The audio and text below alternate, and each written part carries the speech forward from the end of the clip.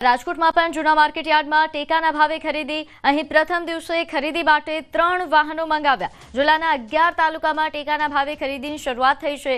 વહેલી સવારથી ખેડૂતો માર્કેટિંગ યાર્ડ પહોંચી રહ્યા છે। નોંધનીય છે કે પ્રથમ દિવસ છે ટેકાના ભાવે ખરીદીનો, એટલે ખેડૂતોમાં ઉત્સાહ પણ છે, કારણ કે 11 તાલુકામાં ટેકાના ભાવે અહીં ખરીદીને લઈને તમામ પ્રકારની વ્યવસ્થાઓ કરવામાં આવી છે। વહેલી સવારથી જ માર્કેટિંગ યાર્ડમાં ખેડૂતો પહોંચી રહ્યા છે। તેમનું મોં મીઠું કરાવીને આજે ખરીદીની શરૂઆત કરવામાં આવશે। પ્રથમ દિવસે ખરીદી માટે 3 વાહનો મંગાવવામાં આવ્યા છે। જિલ્લાના 11 તાલુકામાં ટેકાના ભાવે ખરીદીનું આયોજન કરાયું છે। તો રાજકોટમાં પણ આજે ટેકાના ભાવે ખરીદીની શરૂઆત થઈ ચૂકી છે। વહેલી સવારથી જ ખેડૂતો માર્કેટિંગ યાર્ડ પહોંચ્યા છે। આજે માત્ર 3 વાહનો મંગાવવામાં આવ્યા છે।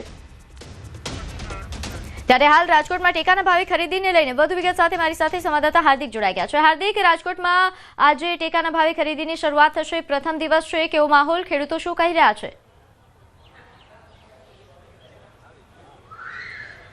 ચોક્કસથી પ્રીતિ, આજે થોડી વારમાં જે છે અત્યારે ટેકાના ભાવની ખરીદી શરૂ થશે। આજે છે શ્રીફળ વધેરી અને જે છે ટેકાના ભાવની ખરીદી કરવામાં આવશે। અત્યારે આપણી સાથે અહીંયા ખેડૂતો છે, આપણે 3 જેટલા ખેડૂતો છે તેમને આજે પ્રથમ દિવસે બોલાવવામાં આવ્યા છે।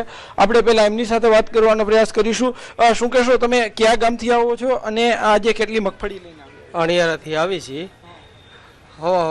કોમળ જેવી મગફળી લઈને આવ્યા અને મારી મગફળીમાં હેરાન બહુ થયા ખેડૂત ભાઈઓ, અને પલેરી હોય ભેજવાળી હોય તો હકાલી લેજો, ભેજવાળી હોય તો। આજે કેવો ઉત્સાહ છે, આજે કેવી ખુશી છે? બહુ ખુશી છે, બહુ ઉત્સાહ છે। આજ બોણી એક કરી, મુહૂર્ત કર્યું છે, તમારાથી બોણી થઈ? અમારાથી બોણી થાય છે। આજ બહુ સારું છે। અહીંયા અન્ય ખેડૂત છે, આપણે એમની સાથે પણ વાત કરવાનો પ્રયાસ કરીશું। શું કહેશો, આજે કેવો માહોલ છે અહીંયા? આજે ખેડૂતોને માટે બહુ અગત્યનો માહોલ છે, કારણ કે ગવર્મેન્ટે પહેલાં જે ક્વોન્ટિટી ઓછી હતી એમાં ક્વોન્ટિટીમાં વધારો કર્યો, એનાથી વધારે ખેડૂતોનો ઉત્સાહ વધારે છે, અને ટેકાના ભાવ પણ અત્યારે ઊંચા આપ્યા છે, એનાથી ખેડૂતને સંતોષકારક થાય છે। ચોક્કસથી કાકા, તમે કયા ગામથી આવો છો? તમને ક્યારે ફોન આવ્યો હતો અને શું આખી? અમારે સાંજે 9 વાગ્યે ફોન આવ્યો હતો, 9:30 બરોબર, દીકરી મેસેજ આવ્યો હતો, એટલે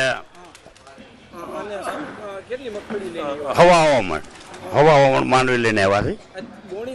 હા, બોણી અમારા થાય છે અને બહુ સરકારે સારું કર્યું। પહેલાં તો 8-70 મણનું કહેતા હતા, પણ હવે આજ હવામાન કરી એટલે સારું કર્યું, અને ખેડૂતોને હેરાન એટલા થયા છે, તૂટ્યું છે એટલું, મારા એટલું હાથમાં આવ્યું છે। ચોક્કસથી પ્રીતિ, જે રીતના ખેડૂતો છે તે એક ખુશી અનુભવી રહ્યા છે, કેમ કે તેઓ છેલ્લા ઘણા સમયથી ટેકાના ભાવે મગફળીની ખરીદી ક્યારે થાય તે જે છે એ રાહ જોઈ રહ્યા હતા, અને એક જે છે આજથી શરૂ થઈ ગઈ છે। ખાસ કરીને થોડી વાર બાદ જે છે માર્કેટિંગ યાર્ડના ચેરમેન આવશે અને તે જે છે અહીંયા ખરીદી શરૂ કરાવશે। આજે પ્રથમ દિવસ છે, એટલે વ્યવસ્થાના ભાગરૂપે માત્ર જે છે 3 જેટલા વાહનોને મગાવવામાં આવ્યા છે। જોકે રાજકોટ જિલ્લામાં ટોટલ 11 તાલુકામાં છે આજથી ખરીદીની પ્રારંભ થશે। જે છે મગફળી ઉપરાંત મગ, અડદ અને સોયાબીનના ખેત પાકો છે તેમની જે છે ખરીદી થશે। અત્યારે અહીંયા ખરીદી પહેલાનો જે છે તૈયારીઓ જે છે કરવામાં આવી રહી છે। તો બીજી તરફ ક્યાંક ને ક્યાંક ખેડૂતો છે તે પણ ક્યાંક ખુશ જોવા મળી રહ્યા છે, કેમ કે હાલ ઓપન બજારમાં જ્યારે ભાવ નીચા મળી રહ્યા હોય એ સમયે જે છે ટેકાના ભાવે જે છે સારા ભાવ મળતા હોવાથી ખેડૂતો પણ ક્યાંક ખુશ જોવા મળી રહ્યા છે। બિલકુલ હાર્દિક, આપ જોડાયેલા રહેજો। હાલ જે રીતે ખરીદી શરૂ કરવામાં આવી છે, રાજ્યભરમાં ખરીદીની શરૂઆત થઈ છે, ખાસ કરીને ગીર સોમનાથમાં પણ ટેકાના ભાવે ખરીદીની શરૂઆત થઈ। રાજકોટમાં જે રીતે જૂના માર્કેટિંગ યાર્ડમાં શરૂઆત કરવામાં આવી, એ રીતે જ ગીર સોમનાથમાં પણ 3 કેન્દ્રો પર ખરીદીની શરૂઆત કરવામાં આવી છે। ગીર સોમનાથના 3 કેન્દ્રો છે કે જ્યાં આજે પ્રથમ દિવસે ખેડૂતો મગફળીના વેચાણ માટે પહોંચ્યા છે। મારી સાથે સંવાદદાતા દિનેશ લાઈવ જોડાઈ ગયા છે। દિનેશ, ગીર સોમનાથમાં ખેડૂતોમાં કેવો માહોલ આજે પ્રથમ દિવસ ટેકાના ભાવે ખરીદીનો?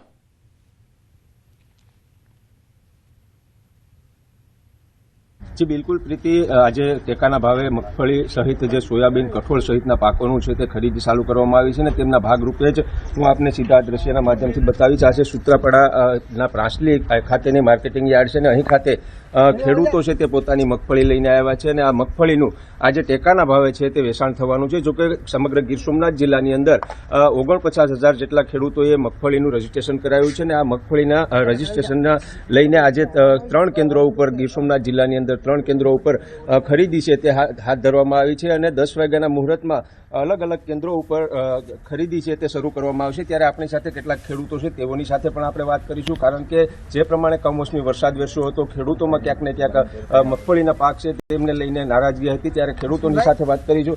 સાહેબ, આપ અત્યારે મગફળી લઈને આવ્યા છો, કઈ રીતે ટેકાના ભાવે ખરીદી કરવામાં આવશે અને રિજેક્ટ થશે તો શું કરશો?